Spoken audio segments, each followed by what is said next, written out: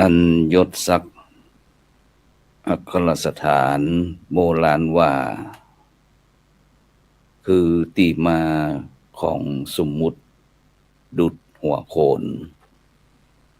ยศอำนาจวาสนาพาลืมตนต้องมีมนต์กู้ใจไว้ปึงพา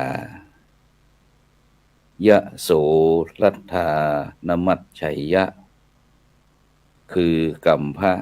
ประพันธ์ไว้เป็นกาถาทั้ง8 กรรมจำไว้ในอุราสติมาหมดเมาเพราะเป่ามน ขอกล่าวเขาว่าธรรมะรับอรุณสวัสดีกับบรรดาท่านผู้ฟังท่านผู้ชมทุกท่านที่กำลังติดตามรายการธรรมะรับอรุณในจ่องธรรมะเป็นทีมทีวีออนไลน์กลุ่มพระสงฆ์อุบาสกอุบาสิการ่วมกันเผยแผ่ธรรมะออนไลน์ไลฟ์สด ต่างๆ Facebook ต่าง YouTube สถานีวิทยุเครือข่ายคลื่นสีข่าวชาวประชา8 จังหวัดภาคเหนือบ่ว่าจะเป็นพี่น้องบรรดาท่านผู้ฟังท่านผู้ชมตั้งจังหวัดน่านจังหวัดแพร่จังหวัดลำปางจังหวัดพะเยาจังหวัดเชียงรายเนาะแพร่จังหวัดลำพูนแม่ฮ่องสอนแล้วก็เชียงใหม่พร้อมถึงบรรดาท่านผู้ฟังท่านผู้ชมทั่วโลกFM 104.50 เมกะเฮิรตซ์วัดฝายหินจังหวัดเชียงใหม่เป็นต้นซึ่งในเจ้าวันนี้ก็เป็นเจ้าวันพฤหัสบดีนะที่20เดือนกุมภาพันธ์นะพุทธศักราช2568 เจ้าวันนี้เก่ากับผมอัตมาภาพนะพระครูโสพลปริยัติก็ได้นำรายการธรรมะรับอรุณมาพบกับบรรดาท่านผู้ฟังท่านผู้ชมแต่ท่านอาจารย์พระครูจันทสรการเจ้าวาดวัดทุ่งหมื่นน้อยนะประธานหน่วยอบรมประชาชนประจำตำบลหนองหานวัดทุ่งหมื่นน้อยอำเภอสันทรายจังหวัดเชียงใหม่ตัวว่านี่ท่านอาจารย์ครูบอกว่าท่านอาจารย์พระครูครับวันพรุ่งนี้เป็นวันพระเป็นวันธรรมสวรรณะวันแห่งการฟังธรรมเก่ากับผมคงบ่ได้ออกรายการเนาะเพราะว่าจะต้องงั้นขึ้นโบสถ์ขึ้นวิหารเนาะที่คณะสัทธาญาติโยมนะจะพี่น้องวันทุ่งหมื่นน้อยนะเพิ่นก็จะได้มาทำบุญที่วัดอีเนาะ ซึ่งก็ต้องขอบคุณนะอนุโมทนานะที่ท่านอาจารย์เป็นได้แจ้งล่วงหน้านะเพราะว่าวันพระนี่ก็สำคัญบรรดาท่านผู้ฟังทั้งหลายนะวันนี้ก็เป็นวันแฮม8 ค่ำเดือน5เหนือเดือน3ใต้เดือน5นี่เป็นว่าเกี่ยง5 9 เสียติดกับจันทร์นะอันกำเมืองเขาว่านะเกี่ยง5 9เสียติดกับจันทร์ก็คือเดือนเกี่ยงก็คือเดือนเกี่ยงคือเดือน1เดือน5เดือน9อีนะ159อีนะเสียติดกับจันทร์นี่60ก็เดือน2เดือน6เดือน10เนี่ยเสียอังคารวันเดียว3 7 11เสียเสาร์กับพัด4 8 12เสียศุกร์กับพุธเสียศุกร์กับพุธฉะนั้นก็เดือนเกี่ยง5 9เสียติดกับจันทร์ฉะนั้นก่อนถึงเดือน5นี่โอ้โหคนเมืองเขานี้ชอบเลยนะเดือนน้ำพึ่งเดือน5อีกนะ เพราะว่าเดือน5นี้ก็เริ่ม ดอกไม้อย่างต่างกับบานสะพรั่งนะแมงเพิงแมงมิ้น ตั้งต่อตั้งอย่างตั้งเปิ้นก็หากินนะไปเอาเกสรดอกไม้มาเกสรดอกไม้ก็ถือว่าเป็นยาสุดยอดบรรดาท่านผู้ฟังทั้งหลายนะที่โบราณมาดีเป็นว่าไว้นะ เพราะว่าเพิ่งนี่ไปเอาเกสรดอกไม้ต่างๆเกสรดอกไม้ก็คือสุดยอดนะฉะนั้นของต้นไม้ต่างๆเปิ้นก็จะมียุคมียาต้นไม้แต่ละสิ่งแต่ละอย่างนะก็จะอยู่ที่ต้นไม้นะยานั่นนะฉะนั้นก็คนเมืองเฮาเลยถือว่าอันลำเพิงเดือน5นี่ถือว่าสุดยอดของอันยาเพราะฉะนั้น ก็เลยเป็นที่นิยมบอกว่าน้ำเพิงเดือน5นี่แปลงเลยนะ แต่จะได้ก็ตามบรรดาท่านผู้ฟังทั้งหลายวันนี้ก็เป็นวันพระแฮม8 ค่ำเดือนกุมภาพันธ์นะ ปีพุทธศักราช2568นะฉะนั้นก็บรรดาท่านผู้ฟังท่านผู้คนหลายท่านหลายคนก็คงกำลังเดินทางไปวัดเนาะที่วัดพระสิงห์วรมหาวิหารนี่ก็เช่นเดียวกันนะก็มีการทำบุญตักบาตรทุกวันพระวันธรรมสวรรค์แล้วก็ฟังปฏิโมกข์ตลอดทั้งปีนะฉะนั้นก็บรรดาท่านผู้ฟังท่านผู้ชมว่าวัดเฮาบ่ใครมีกิจกรรมจะมาที่วัดพระสิงห์วรมหาวิหารก็ได้เด้อนะหรือว่าวัดใหญ่ๆที่ใกล้บ้านที่เพิ่นมีกิจกรรมนะเพราะว่าในช่วงนี้ก็เป็นช่วงมาฆบุญมีเรียนมาฆบุญมีนะเดือน5เดือน3เดือน3ใต้เดือน5เหนือเฮานะเป็นเดือน3ก็คือวันมาฆบูชาเป็นวันที่พระพุทธเจ้าได้แสดงโอวาทปฏิโมกข์นะฉะนั้นวันพระบรรดาท่านผู้ฟังทั้งหลายนะวันเวลาผ่านแล้วผ่านไปเลยนะบ่ย้อนกลับมาทำจะใดจะทำจะอย่างไรนะเนี่ยจะใดว่าวันเวลาที่ล่วงไปแล้วเฮาท่านทั้งหลายจะได้ประโยชน์จากมันซึ่งถ้าเฮาฮู้จักช่วยเอาสาระจากวันเวลานั้นให้ได้นะอย่างวันนี้เป็นวันพระแม้แต่วันพระก่อนๆนะหรือว่าวันพระที่ทัดๆไปญาติโยมทั้งหลายนะได้ทำวันพระให้เป็นวันพระทำวันพระให้เป็นวันเพราะแล้วก็ทำวันพระให้เป็นวันเพ็ญนะนี่เป็นวิสัยของพุทธบริษัทที่ชาญฉลาดทำวันพระให้เป็นวันพระคืออย่างก็คือเป็นวันพระเป็นวันประเสริฐ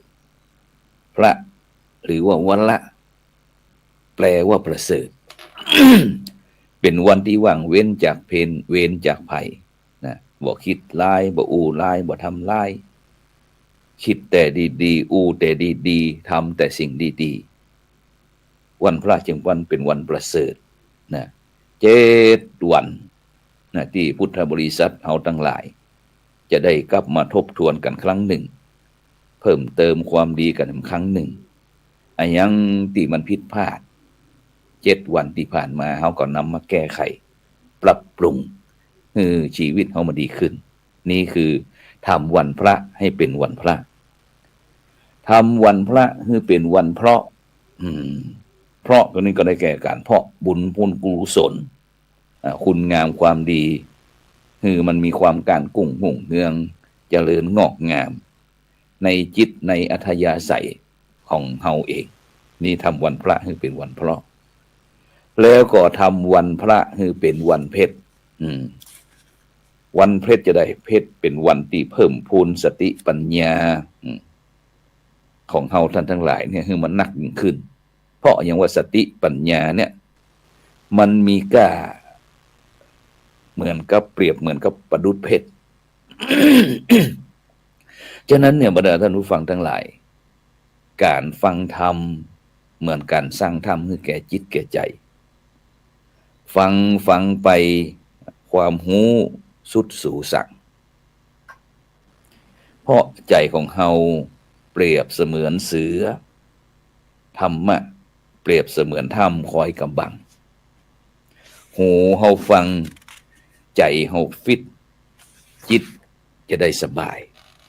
เพราะฉะนั้นเนี่ยบรรดาท่านผู้ฟังทั้งหลายนะเป็นเหตุให้เฮาท่านทั้งหลายเนี่ย7 วันนะที่องค์พระสัมมาสัมพุทธเจ้าได้เปิดโอกาสให้พุทธบริษัททั้งหลายเนี่ยได้มาเสริมธรรมเสริมปัญญากันซึ่งกรรมว่าเสริมธรรม ก็คือเรื่องเสริมคุณงามความดีเสริมปัญญาก็คือเสริมเรื่ององค์ความรู้เนี่ยมันเป็นวิสัยของคนฉลาดซึ่งวิสัยวิชัยว่ะ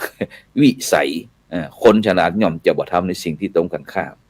นะอย่างทำวันพระให้เป็นวันพิษทำวันพระให้เป็นวันแปรทำวันพระให้เป็นวันเพ้อนะวันพระให้เป็นพิษจะได้ก็คือเป็นวันแห่งการบิดเบียนเอารัดเอาเปรียบประหัตประหารทำร้ายล้างซึ่งกันและกันวันเวลาก็มีปิดมีภัยมีตุกมีโตดนะวันทำวันพระให้เป็นวันพิษนี่นะทำวันพระให้เป็นวันแปรนะแปรต่ออำนาจของกิเลสต่างๆเพราะว่าจะเป็นเรื่องความโลภความโกรธความหลงนะทำให้เสียผู้เสียคนเสียเฒ่าเสียแก่เสียตีเคารพรักบูชานะทำวันพระให้เป็นวันแพร่แล้วก็ทำวันพระให้เป็นวันเพ้อเพ้อจะได้เป็นวันแห่งการโกหกหลอกลวงเพ้อเจ้อเลวไหลนะทำให้คนอื่นเสียทรัพย์เสียสินเสียศักดิ์เสียสีเสียชื่อเสียเสียงเสียหายเป็นห้องว่าสารพัดเสียอย่างในปัจจุบันเนี่ยบรรดาท่านผู้ฟังทั้งหลาย อย่างที่ ภารกิจหรือว่าภารอิฐที่รัฐบาลของเขาเนี่ยกำลังเจออยู่เนี่ยมันเป็นการวิวัฒนาการบรรดาท่านผู้ฟังทั้งหลายเป็นวิวัฒนาการที่เขาฮ้องว่าจะได้หรอด้านอธรรมมันมีการวิวัฒนาการกันต่างๆแต่ก่อนนี้ถ้าเขาอูถึงอันเรื่องยุคสมัยของเขาที่รอบบ้านรอบเมืองเขานี่นะยุคก่อนๆเนี่ยโอ้ราชาเฮโรอีนยุคนั่นนะเมื่อ40-50 ปีก่อนยุคเฮโรอีนเขาอู้ถึงเฮโรอีนนี่ปัดเท่านะทุกคนถึงหูเลยว่ามันเป็นภัยมหันต์เลยเฮโรอีนยุคต่อมาปีกำลังปราบกันผ่านไปนี้ยาม้าแต่ก่อนยาบ้า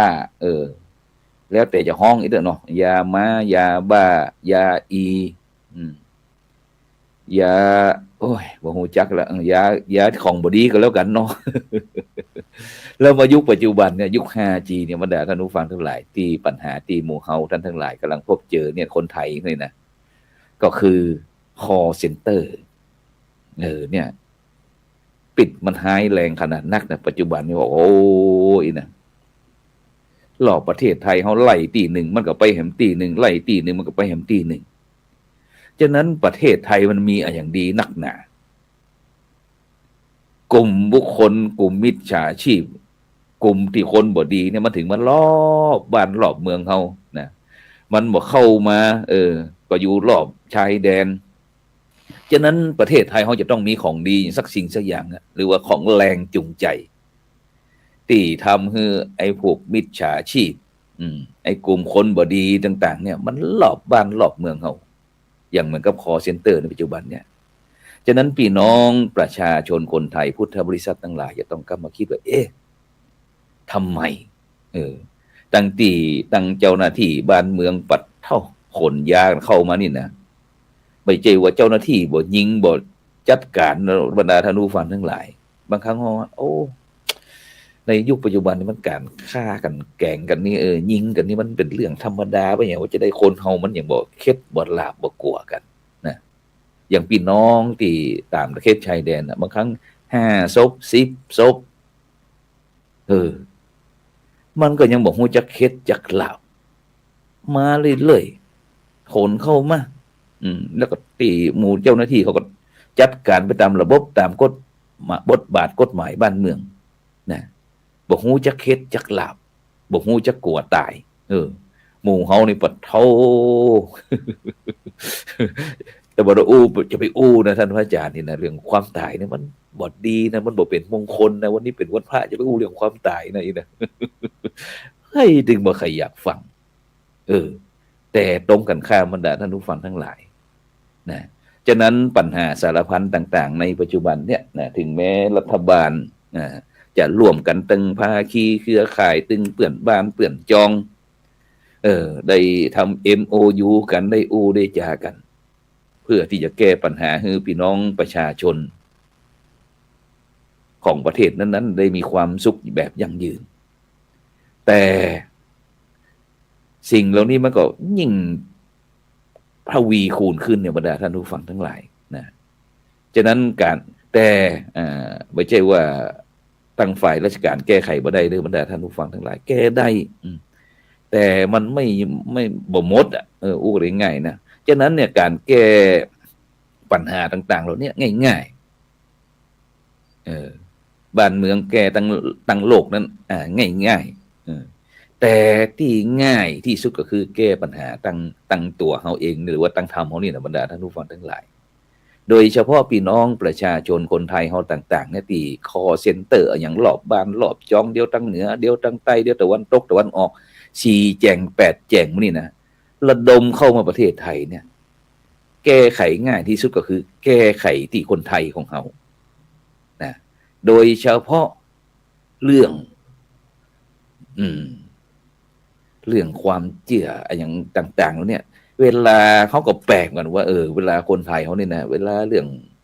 การทำคุณงามความดีหมู่เขามักจะแคร์แต่เวลาเรื่องแชร์นี่หมู่เขานี่โอ้โหสุดยอดนะ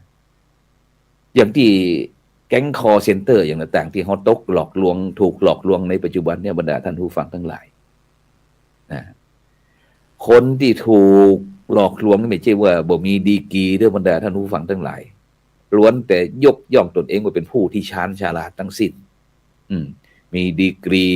มีพ่วงท้ายจากใบ2ใบ3ใบ4ใบ5ใบล้วนแต่เป็นผู้ชาญฉลาดทั้งหมดทั้งมวลทั้งสิ้นหมดบ่มีใครยอมที่จะฉลาดน้อยมีแต่คนยกมือใครฉลาดน้อยพ่อยกมือบ่มีนะคนไทยเขานี่ใครฉลาดพ่อนี่นะยกมือเพียบเพราะทุกคนว่าถือว่าตนเองฉลาดแต่กลุ่มมิจฉาชีพกับมันล้อมประเทศไทยเนี่ยเพราะหันพี่น้องประชาชนคนไทยเขาเป็นเหยื่ออันโอชะง่ายเพียงบอกคือกดปุ่มตรงนั้นเด้อกดปุ่มตรงนี้เด้อนะแล้วก็ส่งเลขบัญชีมาเด้อนะตัวเปิ่นหมดเปิ่นบอกคือโอนก็โอนเปิ่นบอกคือกดก็กดเพราะฉะนั้นเนี่ยบรรดาท่านผู้ฟังทั้งหลายในฐานะที่เป็นพุทธบริษัทต่างๆเขาจะต้องมาพินิจพิจารณาว่าพฤติกรรมที่เขาได้ทำปัจจุบันเนี่ยมันถูกทำนองของธรรมก่อฉะนั้นในฐานะที่พี่น้อง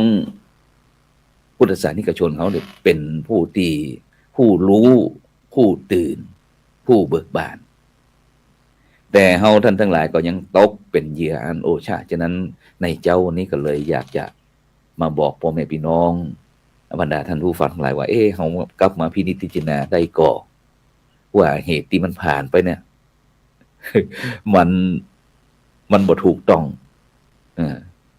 เพราะว่าพี่น้องของเขายังถูกหลอกลวงครั้งแล้วครั้งเล่าครั้งแล้วครั้งเล่าฉะนั้นเราจะต้องกลับมาพินิจพิจารณาว่าการที่วิธีคิดวิธีทำที่เราดำเนินชีวิตในปัจจุบันเนี่ยมันถูกทำนองคองธรรมก่อนนะฉะนั้นเราจะต้องเปลี่ยนวิธีคิดวิธีทำเพียงเปลี่ยนความคิดชีวิตก็เปลี่ยนเพราะฉะนั้นก็บรรดาท่านผู้ฟังท่านผู้ชมเนอะนะอย่าไปลืมนะมาพินิจพิจารณาร่วมกันเปลี่ยนพศใหม่เปลี่ยนอะไรดีมาเปลี่ยนวิธีคิดนะแล้วเขาก็ชีวิตเขาก็จะเปลี่ยนเพราะฉะนั้นก็ในวันนี้หลังจากที่ออกรายการแล้วก็วันนี้ก็จะไปร่วมงานอบรมเชิงปฏิบัติการนะการพัฒนากุฏิชีวภิบาลเพื่อการดูแลพระสงฆ์สูงอายุแล้วก็พระสงฆ์อาพาธ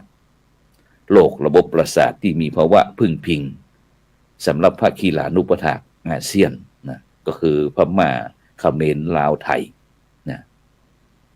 ระหว่างวันที่19กับ20ก็คือตะวากับวันนี้นะที่โรงพยาบาลประสาทเชียงใหม่ซึ่งจัดโดยคณะสงฆ์จังหวัดเชียงใหม่นะมหาวิทยาลัยมหาจุฬาลงกรณ์และวิทยาลัยเขตเชียงใหม่ก็โรงพยาบาลประสาทนะซึ่งตะวานี่ก็ ได้รับความเมตตาจากท่านอาจารย์พระครูวิสิทธิ์ศรีละพรนะรองเจ้าคณะอำเภอเมืองเชียงใหม่นะซึ่งได้รับมอบหมายจากหลวงพ่อเจ้าคุณพระภาวนาธรรมาภิรัตน์นะเจ้าคณะอำเภอเมืองเชียงใหม่นะได้เปิดการอบรมเชิงปฏิบัติการนะซึ่งก็มีคุณหมอดลสุขพงศ์นิกรนะผู้อำนวยการโรงพยาบาลปราสาทได้ถวายรายงานแล้วก็มีการบรรยายแล้วท่านนายแพทย์ดลสุขพงศ์นิกรผู้อำนวยการโรงพยาบาลปราสาทนี่ก็ได้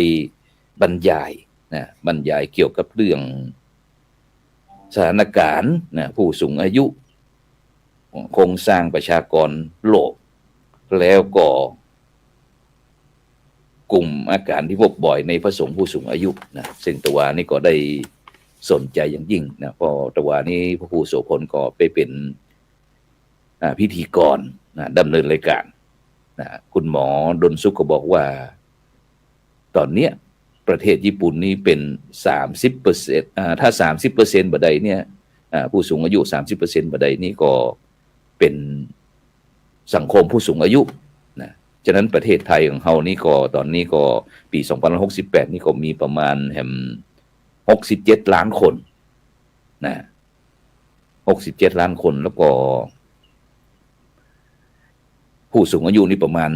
28% นะ 28% นี่ก็ยังกำลังเริ่มเข้าสังคมผู้สูงอายุนะแล้วก็ปี2626นี่นะเป็นว่านะประชากรของประเทศไทยเราก็จะลดลงเหลือประมาณ33ล้านคนนะจาก67ล้านคนเหลือ33ล้านคนนะเพราะว่าในปัจจุบันเนี่ยคนตายหนักกว่าคนเกิดบรรดาท่านผู้ฟังทั้งหลายนะฉะนั้นก็แน่นอนละนะสิ่งที่พี่น้องประชาชนคนไทยประชากรโลกก็ต้องมาพิจารณากันนะว่าสมัยก่อนนั้นกระทรวงสาธารณสุขเขาบอกว่าลูกมากจะยากจนนะแต่คนที่คือโครงการนี้ตายไปเรียบร้อยละเพราะอย่างพ่อกวนบ่มีอันยังที่จะเลี้ยงละเล็กละอ่อนก็เลยทำให้ประชากรเขาในปัจจุบันนี้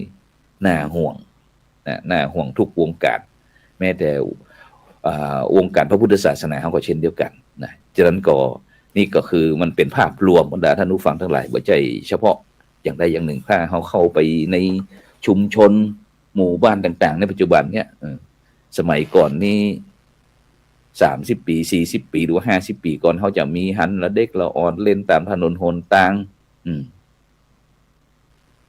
กันหนักหนาป้าปานแต่ในปัจจุบันนี้แม้แต่เมื่อคืนในบรรดาท่านผู้ฟังทั้งหลายเสียงที่ละเด็กละอ่อนจะให้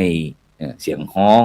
ก็บ่มีละเดี๋ยวปีพิษน้องพิษปีทะเลาะเบาะแว้งตามภาษาละอ่อนนี่นะให้กระจอยงอแงแต่ในปัจจุบันนี้เข้าไปในหมู่บ้านเงียบปิงเย็นจ้อยบรรดาท่านผู้ฟังทั้งหลายนะฉะนั้นนี่ก็เอาสถานการณ์มาอู้คือกับบรรดาท่านผู้ฟังท่านผู้ชมนี่ครับฟังโดยเฉพาะนอกจากนั้นก็ยังเกี่ยวกับเรื่องการขับเคลื่อนงานมหาวิทยาลัยส่งเสริมสุขภาพในระดับอาเซียนนะนี่ก็ผู้ช่วยศาสตราจารย์ดร.สายชนปัญญชิตนะรักษาการแทนผู้ช่วยอธิการบดีฝ่ายกิจการพิเศษมหาวิทยาลัยศรีนครินทร์วิโรจน์นะนี่เปิ้นก็ได้มาบรรยายถวายองค์ความรู้หลังจากนั้นท่านอาจารย์ดร.วิสิทธิตวิสิทธโธผู้ช่วยศาสตราจารย์ดร.นี่ก็ได้อู้ถึงเรื่องระบบองค์กรสุขภาวะวิถีพุทธนะความจำเป็นนะที่จะต้องของการดูแลพระสงฆ์ผู้สูงอายุเพราะว่าในปัจจุบันนี้ถ้าเป็นมหาเถระนะที่เป็นห้องว่าจ้างมีงานเนาะก็ไปตามโรงพยาบาลเอกชนอย่างต่างได้แต่ตรงกันข้ามถ้าเป็นตุกปูอย่างต่างนะก็มักจะขาดผู้ที่ดูแลนะก็จะได้รับการดูแลตามอัตภาพได้ง่ายนะจะอาจจะบ่ถึงว่าขั้นที่ดีสุดนะก็พอเป็นมนุษยธรรมของท่านผู้ฟังทั้งหลายนะฉะนั้นก็คณะสงฆ์ไทยเราก็ต้องกลับมาพิจารณาเรื่องรางวัลนักรบบ่ใช่ว่ารอแต่ปราสาทนกหัสดีลิงอย่างเดียวนะฉะนั้นก็เมื่อนักรบกองทัพทำเราได้ปลดระวางแล้วนะก็จะต้องมีการดูแลเรื่องความเป็นอยู่นะเหมือนกับข้าราชการในบรรดาท่านผู้ฟังทั้งหลายถ้าเกษียณอายุแล้วเพิ่นก็จะมีตึงสิ่งนั้นสิ่งนี้นะที่จะอำนวยความสะดวก นะเพราะว่าได้ช่วยเหลือบ้านเมืองอะไรอย่างต่างๆมาแล้วอย่างเต็มที่แล้วนะทางราชการมันก็จะดูแลเรื่องสวัสดิการต่างๆแต่พระสงฆ์องค์เจ้าเขานี่ยังบ่มีเตี่ยบรรดาท่านผู้ฟังทั้งหลายนะก็เป็นไปตามยถาตามสภาพก็แล้วก็จะว่ายถากรรมก็ดูกันไหลอยู่เนาะเพราะว่าปัจจุบันนี้ครูบาอาจารย์เฮาเมื่อสูงอายุขึ้นแล้วก็บางครั้งอาจจะป่วยติดเตียงติดกุฏิต่างๆหรือว่าเอามาพึกมาพาดนะก็บ่ใครมีผู้ที่จะดูแลบางครั้งก็จะต้องมีการสิกขาลาเพศไปให้ลูกให้หลานเหลนโหลนดูแลก็มีนะฉะนั้นนี่ก็คือเป็นสิ่งที่หมู่เฮามองหันก็คือเรื่องปัญหาที่เกิดขึ้นกับพระสงฆ์ในยุคปัจจุบันนะฉะนั้นก็แต่ว่านี่ก็ได้มีโอกาสไปคุยกับคุณหมอหลายท่านนะซึ่งบอกว่าจารวานี่ก็นอกจากที่นั้นก็เดินทางไปชยันโตท่านอาจารย์เจ้าคุณพระวิสุทธิวัชราพรครูบาขาวนะที่ได้รับประธานราชทานอันดุษฎีบัณฑิตกิตติมศักดิ์ที่มหาลัยเมโจนะก็ได้เจอท่านอาจารย์เจ้าคุณสิทธิวชิรานุกุลนะเลขาผู้ช่วยเจ้าอาวาสนะวัดพระธาตุดอยสุเทพก็บอกว่าพระเดชคุณหลวงพ่อพระธรรมเสนาบดีก็มีความสนใจอย่างยิ่งนะที่จะทำให้ศูนย์หน่วยอบรมประชาชนประจำตำบลภาค7นะที่วัดดอยสะพันยูเนี่ยปรับเป็นกุฏิชีวาภิบาลนะเพื่อที่จะรองรับพระสังฆเจ้าต่างๆในภาค7ของเขาว่าเชียงใหม่ลำพูนแม่ฮ่องสอนนะที่วัดศรัทธาญาติโยมนี่นะบ่สามารถที่จะดูแลได้นะก็จะรับมาดูแลอย่างสถานที่แห่งนี้นะฉะนั้นก็ฝากบรรดาศรัทธาญาติโยมด้วยเด้อนะพระสังฆเจ้าหลวงพ่อเจ้าอาวาสพระสงฆ์องค์เด่นต่างๆเมื่อครั้งที่เปิ้นอยู่สุขสบายนี่ก็เปิ้นก็ช่วยเหลือชุมชนสังคมหมู่บ้านวัดว่าอารามต่างๆเมื่อวัยเกษียณแล้วปลดระวางแล้วนะก็จำเป็นที่หมู่เฮาคณะศรัทธาญาติโยมจะต้องดูแลแต่บางวัดบางวาก็บ่สามารถที่จะดูแลได้บอกว่าบ่มีปัญญาแล้วนะฉะนั้นก็ตรงนี้ก็เป็นสิ่งที่เกิดขึ้นในสังคมยุคปัจจุบันฉะนั้นก็การอบรมเชิงปฏิบัติการที่เฮานี่ก็คือมันได้มาคุยทบปัญหาเรื่องนี้แล้วก็แต่ว่านี่ก็พยาบาลวิชาชีพทารินคุณยศยิ่งเป็นก็ได้เสนอแนวความคิดเกี่ยวกับผู้สูงอายุการเปลี่ยนแปลงแล้วก็เจตคติต่อผู้สูงอายุนะโดยเฉพาะในปัจจุบันที่ลูกหลานตันเต้าแต่ก่อนนี้โอ้พ่อแม่เลี้ยงลูกตั้งแต่ตีนต้องฝ่าหอยแต่เมื่อพ่อแม่สูงวัยแล้วลูกบ่สามารถที่จะเลี้ยงดูแลได้นะบางครั้งก็เอาไปฝากบ้านพักคนชราพวกอย่างต่างๆเหล่านี้มันนี่คือปัญหาที่เกิดขึ้นฉะนั้นเราก็จะต้องมาคุยกันแล้วก็วันนี้ก็แต่ว่านี่ได้อู้ถึงเรื่องนั้นแม้กระทั่งพยาบาลวิชาชีพกิ่งแก้วกิ่งดาวขุยอภัยนี่ก็ได้อู้ถึงเรื่องโรคความดันเบาหวานข้อเข่าเสื่อมภาวะสมองเสื่อมหลอดเลือดหัวใจตีบมะเร็งพ่องโรคตาในผู้สูงอายุหลอดเลือดในหัวใจตีบพ่องนี่นะนี่ก็ได้อู้กันแล้วก็แพทย์พยาบาลวิชาชีพณวราสุทธิกุลนี่ก็หมออ้อมเพิ่นก็ได้อู้ถึงเรื่องการตรวจชีพจรความดันโลหิตอุณหภูมิร่างกายการนับหัวใจการวัดปริมาณออกซิเจนปลายนิ้วแล้วก็การฟื้นฟูสมรรถภาพนะแล้วก็สุดท้ายนี่ก็อันพยาบาลวิชาชีพจิราพรภักดีก็ได้เรื่องการมุดสติการช่วยการฟื้นชีพขั้นพื้นฐานการห้ามเลือดการหกล้มกระดูกหักของเนี่ยชนิดเป็นต้นแล้วก็วันนี้ก็ตั้งแต่เจ้าเนี่ยตั้งแต่8 โมงเกินเดี๋ยวเสร็จแล้วก็พระครูโสพลออกรายการแล้วก็จะไปเช่นเดียวกันนะฉะนั้นก็วันนี้มีเรื่องราวจะได้พ้องก็จะกลับมาอู้กันแล้วก็แมลงนี้ก็สมาคมศิษย์เก่ามหาวิทยาลัยมหาจุฬาลงกรณราชวิทยาลัยเขตเชียงใหม่ก็จะไปร่วมเป็นเจ้าภาพในงานบำเพ็ญบุญบำเพ็ญกุศลออกเมนพระราชทานเพลิงศพพระครูผาสุขสุภการหลวงพ่อพระครูสำราญสุภาจโรนะอดีตเจ้าคณะตำบลจ้างเผือกป่าตันอดีตเจ้าวัดเมืองหลังนะที่วัดเมืองหลังตำบลป่าตันอำเภอเมืองจังหวัดเชียงใหม่ในคืนวันนี้แล้วก็จะมีพิธีพระราชทานเพลิงศพในวันอาทิตย์ที่23นะฉะนั้นก็มีเรื่องอย่างเดียวก็ วันพุธนี้ก็จะกลับมาอู้กันกันนะฉะนั้นก็ในเจ้านี้ก็เวลาหมดเวลากันเด้อนะนำรายการธรรมะรับอรุณจากบรรดาท่านผู้ฟังไปก่อนก็ขอกล่าวคำว่าสา